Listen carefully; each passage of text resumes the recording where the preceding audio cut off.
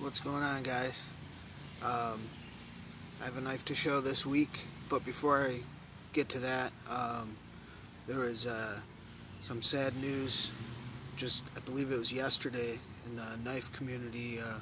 One of our brothers in the blade, Jed Hornbeak, lost his wife. I didn't know him very well, but he's definitely one of the brothers. I've seen the awesome knives that he makes, but none of that matters right now. They had 4 children. He has 4 children, and lost his wife, so he's in for a challenge going forward. So just want to ask everyone to pray for him and his children, his family. And there's a GoFundMe that Donnie B All Day, D-Bad, made a GoFundMe for Jed to try to help out. So I'll try to put a link in the description if I can figure out. I don't know if that's complicated. I've never put a link to something like that, so I'll try to put that in the description of this video. So if anyone can afford it, go donate to that. I think they were up to like $800 and some when I looked this morning, out of $1,000 goal, so they're getting there. And then also my brother, Cowboy C Bop, he had a health scare, nearly lost his life this week, so it's just a lot of crazy things going on. But he's back home now, so I'm praying for you, Cowboy, if you're watching this. Hope everyone's praying for your health. It's just crazy times. So I'm not going to do any crazy knife video this week, but I'm going to just show a knife of mine. This is the Buck 119. I've made some modifications to mine.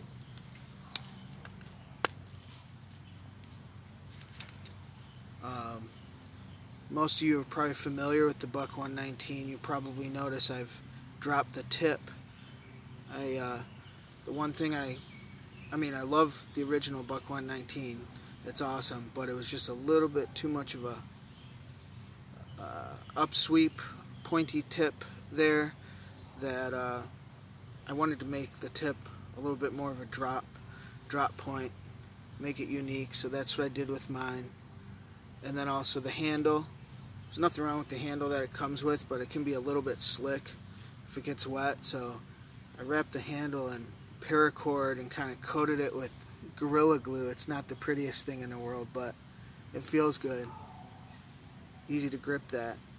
Now the problem that I caused when I did this is the awesome sheath that comes with the Buck 119. It's one of the best sheaths.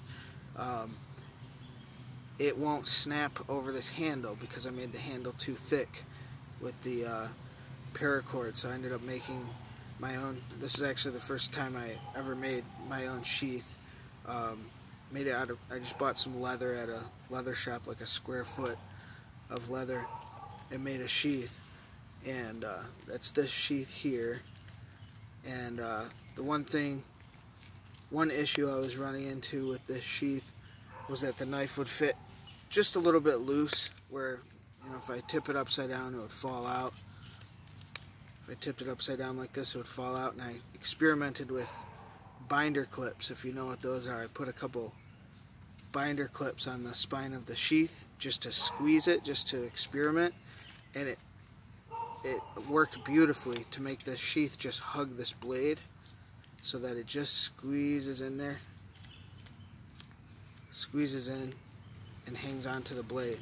But then of course the binder clips on the outside of the sheath were ugly, so I did my usual athletic tape trick. So sheath might be a little ugly. It's all in the eyes of the beholder, but I got a couple snaps on there and it works well. And so now I use my original Buck 119 sheath for another knife that I have. I'll show that sometime. But anyways, that's my knife for this week. And again, if everyone can just keep Jed Hornbeak and his family, and also Cowboy C Bop, in your prayers. We're praying for you guys. And that's it. Thanks for watching. We'll see you guys next week.